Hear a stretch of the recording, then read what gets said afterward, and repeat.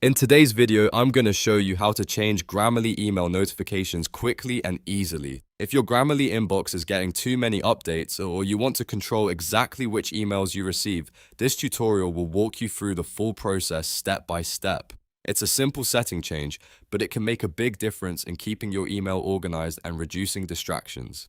If this video helps you out, don't forget to hit the like button and subscribe for more easy software tutorials just like this. Alright, let's jump in. First, open your browser and go to Grammarly.com. Once the site loads, sign into your Grammarly account using the email and password connected to your profile. After you're signed in, look for your admin panel or account dashboard. This is where Grammarly keeps your settings, preferences, and account controls. Next, click on your profile picture in the bottom left corner of the screen. If you see a pop-up menu appear, click on your account in that menu to open your account settings. From there, scroll down until you find Email Preferences. This is the section where Grammarly lets you control what kinds of email notifications you receive.